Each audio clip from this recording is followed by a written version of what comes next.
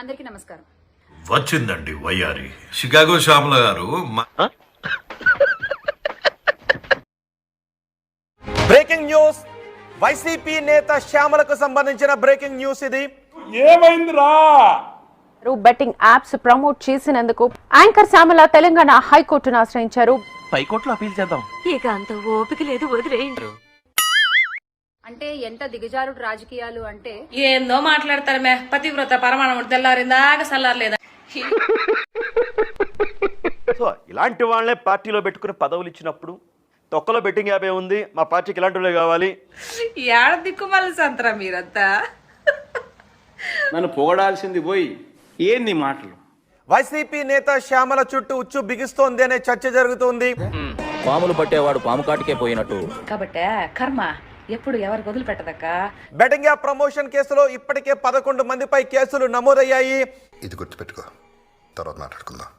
ఇది కక్షపూరితంగా చేసిన పని అని ఇప్పటికే మా పార్టీ మీద మా మీద బురద జల్లేటువంటి ప్రయత్నంలో భాగంగా వాళ్ళు చేసేటువంటి అరే పెద్ద సమస్య వచ్చి పడిందే, ఇప్పుడు ఏం చేద్దాం? శ్యామలను ఇందులో పెట్టడం వెనుక వైసీపీని ఇరుకున పెట్టాలి అన్న ఉద్దేశంతోనే వైసీపీ నాయకులు కూడా అంటూ ఉన్నారు. ఇదేం దిక్కుమాలిన ఆలోచన, ఇంత భావదారిద్ర్యం, దుర్మార్గమైన ఆలోచన బంద్ చేయి. ఏం మాట్లాడుతున్నావు మే? కడుపు అన్నం తింటాడవా, కాలీఫ్లవర్ తింటాడవా? అందుకే నమోదైన కేసులు 11 మంది, ఆంధ్రప్రదేశ్లో గెలిచిన ఎమ్మెల్యేలు 11 మంది.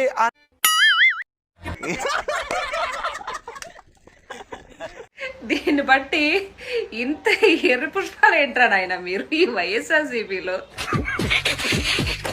పవన్ కళ్యాణ్ గారు నడు వంచి దెబ్బలు కొడతాం. అయ్యో దెబ్బలు పడతాయి రాజా, దెబ్బలు పడతాయి రో. ఒక పార్టీతో నేను అనుసంధానమై ఉన్నానన్న విషయం తెలిసి తమరి గురించి నాకు తెలీదా చెప్పండి? తెలుసు కదా. పవన్ కళ్యాణ్ గారు నడు వంచి దెబ్బలు కొడతాం.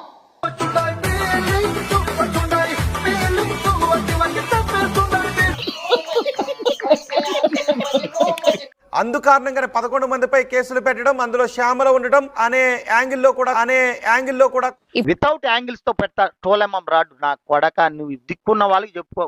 పవన్ కళ్యాణ్ గారు తొక్కలేదు, నారాలేదు. అయిపోయింది, బతికి అయిపోయింది. నీ కొత్త చెక్కేస్తారులే ఈ రోజంతా. శ్యామల ఉన్నాడు తెలుస్తుంది. మరోవైపు ఆమె భర్త కూడా ఈ స్కాములు వెనకాల భర్త పాత్ర కూడా ఉందనేది పోలీసులు నిర్ధారించారు. శ్యామల మీ ఫ్యామిలీ మొత్తం ఇదే టైప్ ఏంట్రా?